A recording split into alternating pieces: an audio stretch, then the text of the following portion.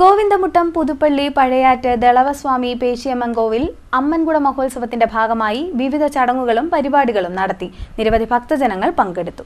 ഗോവിന്ദമുട്ടം വടക്ക് കൊച്ചുമുറി പുതുപ്പള്ളി പഴയാറ്റ് ദളവാസ്വാമി പേച്ചിയമ്മൻ കോവിലിൽ അമ്മൻകുട മഹോത്സവത്തോടനുബന്ധിച്ച് വിവിധ ചടങ്ങുകൾ നടന്നു. ചടങ്ങുകൾക്ക് ക്ഷേത്രം തന്ത്രി പുത്തില്ലം നാരായണൻ നമ്പൂതിരി, ക്ഷേത്രമേൽശാന്തി ശരത് ശാന്തി ഗോവിന്ദമുട്ടം എന്നിവർ മുഖ്യ കാർമ്മികത്വം വഹിച്ചു.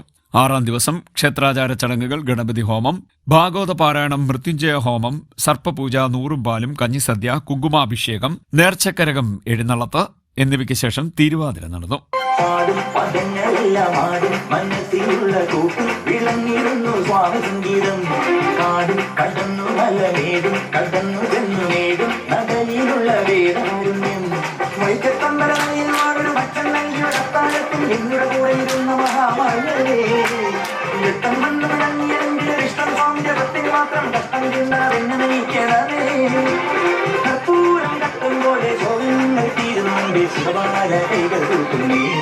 സ്വാമി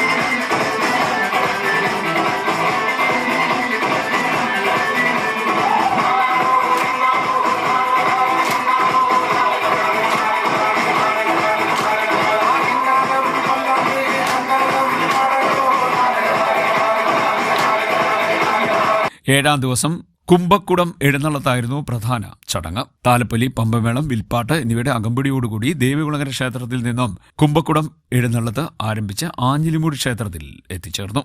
നിരവധി ഭക്തജനങ്ങൾ ചടങ്ങുകളിൽ പങ്കെടുത്തു. CDNet news, Kayamkulam.